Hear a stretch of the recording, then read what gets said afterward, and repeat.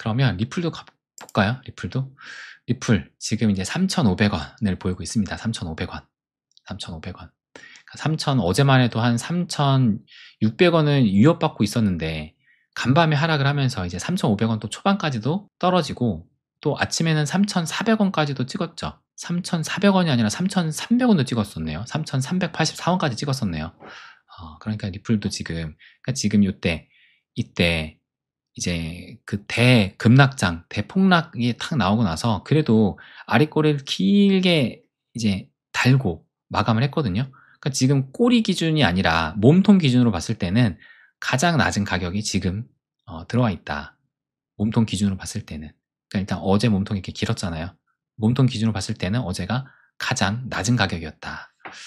그러니까 이제 XRP도 불안불안하실 겁니다. 그래서 리플 걱정 많이 하실 텐데, 근데 이제 썸네일로도 말씀드렸지만 리플은 걱정하지 않아도 된다. 조금 이따 말씀드릴게요. 그래서 지금 달러 기준으로 보시게 되면은 이때를 이은 쭉 이 저점을 이은 요 추세선이 이제는 지지대가 아니라 저항대로 바뀌면서 넘어서지 못하고 지금 꼬꾸라지고 있는 거예요. 그런데 아까 원화 기준으로 봤을 때는 여기가 더 낮은 가격이 됐지만, 지금이 더 낮은 가격이 됐지만 아직 달러 기준으로는 거의 지금 비슷한 수준입니다. 비슷한 수준. 달러 기준으로는. 그래서 현재 이평선을 보게 되면은 리플은 다 깨졌습니다. 어제 하락으로 인해서 이제 21선까지도 단기 추세까지 다시 다 깨졌다. 그러니까 가야 할 길이 리플은 멉니다. 가야 할 길이 멀다. 가야 할 길이 멀다라는 건 제가 그 볼린저 밴드로 해서도 계속 말씀드렸죠. 발산이 하방으로 된 거기 때문에 다시 그 응축의 시간이 필요하다. 시간이 걸릴 수밖에 없다. 그럼에도 불구하고 지금 작년 11월 이제 딱 1년 전이에요. 1년 전 이렇게 급등이 나온 다음에, 그리고 나서 이렇게 큰 삼각 수렴을 그리고 나서 올해 이제 7월 달에 상승이 나왔던 거예요. 근데 상승 나오고 나서 지금 다시 이렇게 수렴을 그리고 있다. 그래서 수렴의 끝에 아직 가지 못했는데, 이 수렴의 끝에 가는 그 기간을 본다면 아직 이렇게 뭐 간다고 봤을 때, 그럼에도 한 이제 보시면 밑에 보시면 그러면 거의 끝이 2025년 지금 12월 거의 크리스마스 그때 부근이네요. 그래서 뭐 이때 갈지 모르겠지만 어쨌든 이런 또 시간이 걸리겠다. 그러니까 이러면서 볼린저 밴드 상으로도 수축이 되는, 응축의 힘이 쌓이는 거고, 그러니까 결국엔 시간이 필요하다. 지금 여기서 뭐 크게 상승하는 그런 흐름을 기대하기는 어려운 상태다. 시간이 필요하다. 리플 역시도. 그래서 요거를 말씀드릴게요. 그러니까는 제가 리플의 강세선을 말씀을 드렸던 것이 일봉으로 했을 때는 기억하시죠? 일봉으로 했을 때는 121선. 121선이 여기거든요. 2.87인데 지금 2.34니까. 그러니까 여기를 회복을 해야 이제 이렇게 올해 7월달, 작년 11월달 121선을 회복을 하고 이제 상승 흐름을 좀 기대할 수가 있는 건데, 근데 이제 121선하고 비슷한 게 주봉으로 보면은 제가 20주선을 말씀드렸습니다. 20주선도 비슷하게. 그러니까 20주가 140일이니까 140일이나 120일이나 뭐 크게 차이 나는 거 아니니까, 그래서 이제 비슷한 거거든요. 정확히 당연히 일치는 안 하지만, 그래서 여기 20주선을 보고 이제 20주선 넘어섰을 때 이런 슈팅이 나오는 것을 기대를 할 수 있다. 근데 지금 2.8달러 선이에요. 상승이 되려면. 근데 지금 2.3달러대로 떨어져 있다. 그러면 월봉으로 봤을 때도 보니까 이번에 보니까 20월선이거든요. 그러니까 20월선은 그걸로 볼 수 있을 것 같아요. 20월선은 여기는 지켜줘야 되는 선으로 볼 수 있지 않을까. 20월선. 왜냐면은 지금 우리가 바라고 있는 건 2017년 때 요때 20월선 여기거든요. 그러니까 첫 번째 슈팅, 두 번째 슈팅이 나왔는데, 두 번째 슈팅이 나올 때 이 20월선, 그러니까 월봉으로 20선이에요. 월봉으로 해서 20선. 그래서 지금 20월선이라고 말씀드리는 건데, 여기 20월선을 터치를 하고 이렇게 슈팅이 나왔습니다. 20월선 이렇게 터치를 하고 이렇게. 그런데 현재 20월선이 어디냐? 현재 20월선이 여기거든요. 1.76달러. 그러니까 1.76달러까지 하락을 하면은 솔직히 많이 불안하죠. 왜냐하면 우리가 이 주황색 박스권, 그럼에도 아직 이렇게 하락했지만 이 주황색 박스권을 이탈하지 않았는데, 여기까지 떨어진다라고는 생각하면 좀 끔찍하죠. 근데 바이낸스 기준으로 했을 때 지금 여기는 다른 거래소거든요. 바이낸스 기준으로 했을 때는 1.25달러까지 하락을 했기 때문에 어쨌든 지금 터치는 일단 한번 하기는 한 겁니다. 여기에 지금 나타나진 않는 것뿐이지 어쨌든 20월선을 터치는 했었다. 그러니까 여기 20월선 여기는 저는 그래도 지켜줘야 되는 정말 마지노선이 아닌가. 그러니까 여기 깨지면 사실상 진짜 시즌 종료로 봐야 되지 않나.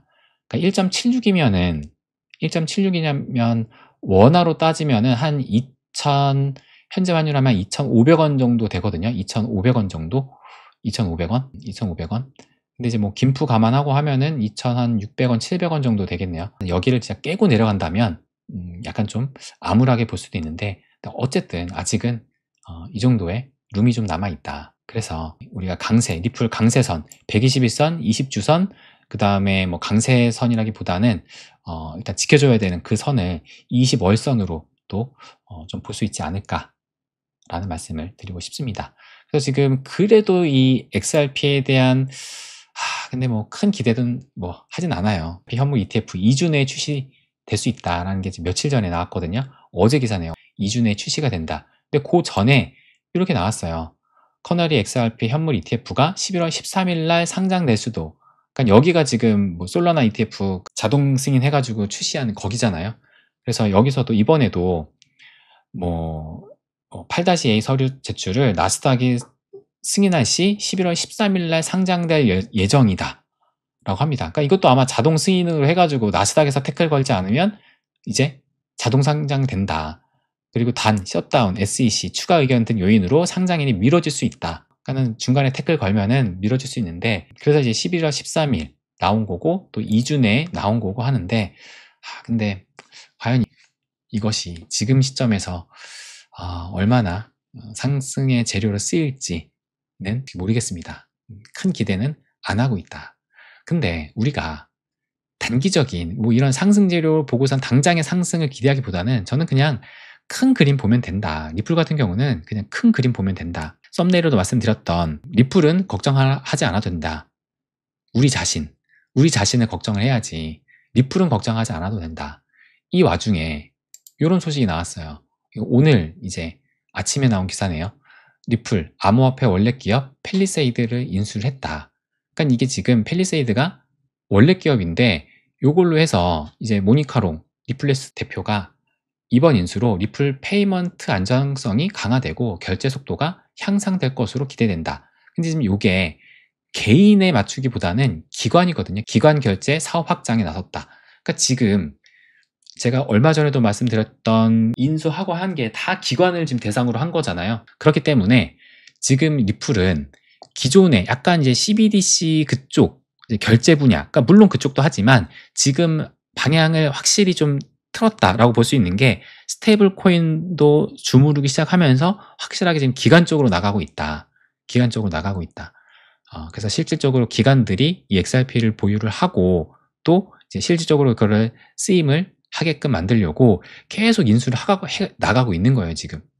그러니까 우리는 이 큰 그림을 본다면 리플이 잘 될 가능성은 매우 크다. 이런 코인이 없잖아요, 사실상. 알트코인 많은데 이런 코인이 없잖아요.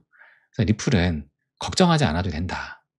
걱정은 그냥 우리 계좌가 좀 걱정되고 하긴 하는데 걱정하지 말고, 리플 걱정하지 말고 그냥 수량에 집중하면 된다. 시기의 문제지 언젠가는 떡상할 놈이다.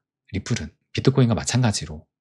그래서 저는 뭐 내 메인 계좌에 비트코인, 뭐 이더리움, 리플까지 갖고 있다면 크게 걱정하지 않고 시기의 문제지 그냥 흔들리지 말고 아직은 그냥 때가 아닌가 보다. 그때만 그냥 기다리면 된다라는 말씀을 마지막으로 드리고 싶습니다. 아무르 티그로님께서 유동성 풀리고 큐티 끝나고 아직 완화는 아니지만 아직 코인은 시작도 안 했다고. 시작도 안 했죠. 알트 기준으로 봐서는 시작도 안 했죠. 특히 비메이저 기준으로는, 그죠? 종료인지 시작인지는 모르겠으나 작년 11월 초 너무나 유사한 분위기네요. 그때도 제 기억으로는 시즌 종료라고 하시던 분이 80%는 됐었어요. 작년 때를 볼까요, 비트코인? 그것도 말씀드릴 게 있었는데 오늘 말씀드릴까요? 내일 말씀드릴까요? 이때 비트코인이 작년 이때 엄청 긴 이 저기 조정장을 겪었었잖아요. 이때죠. 8개월 정도 조정장을 겪었었는데, 그리고 이때가 8월달 저점 찍고 9월달도 내려 꽂고 여기 올라갔거든요. 근데 올라가는데도 이게 약간 불안불안하게 중간에 떨어졌다가 그 다음에 다시 올라가고, 그러니까 어쨌든 상승을 했었거든요. 근데 이때 비트는 이렇게 올라가는데 알트가 어떠 있느냐, 이때 보면 9월달부터 11월달까지잖아요. 알트가 어떠 있느냐, 작년 보시면 9월달부터 11월달까지 보시면 알트는 안 올라갔습니다. 안 올라갔다. 그러니까 지금 아까 조금 전에 말씀하신 게 작년 11월 초와 유사한 분위기라고 말씀하시는 게 뭐냐면, 비트코인 올라가는데 알트코인이 안 올라간 거예요. 알트코인이니까 오히려 지금 보시면 알트코인이 올라갔다가 트럼프 당선이 이때거든요. 그 직전에 며칠을 계속 내리꽂으면서 오히려 그 바닥 가격에 지금 거의 근접해 있는 거다. 9월달 이때 바닥 요 수준이랑. 그러니까 비트는 그래도 올라가는데 알트는 안 오르니까 이제 이때도 막 곡소리가 막 나고 그랬었던 겁니다. 이때도 다시 한번 보여드리면, 이제 8월달 바닥 찍고 9월달도 올라갔다 다시 한번 바닥을 찍고 그래도 올라갔어요. 그래도 이제 좀 올라갔다 9월달부터. 근데 이때 동안 비트는 올라가는데 알트들은 안 올라갔다. 안 올라갔다. 보시면 고점이 지금 계속 똑같잖아요. 이런 흐름이 저는 이번에도 나올 수 있다고 봅니다. 그러니까 알트는 그러면서 이제 아까 제가 말씀드렸던 이 알트코인 시즌 인덱스에서 이 비트코인 시즌을 갈 수가 있는 거겠죠. 그러니까 알트코인은 아직, 그러니까 투심이 살아나야 되는데 투심이 살아날 그 건덕지가 아직 없는 겁니다. 아직. 그래서 시간이 걸린다. 시간이 걸린다. 토털2는 비트가 상승할 때 이걸 키고 볼까요? 비트가 이렇게 상승을 하는데, 비트는 이렇게 고점을 높여서 올라가는데 알트는 지금 이 저항대에 막혀 있다가 오히려 트럼프 당선 직전에 털어내고 올라갔다. 이런 흐름. 이런 흐름. 그래서 제가 다시 한번 말씀드리지만 비트를 팔고선 알트를 사는 건 매우 위험하다. 매우 위험하다. 그러니까 비트는 파는 게 아니다라고 말씀드리는데 자꾸 비트 팔고 알트를 사시는데 비트를 팔면 안 된다.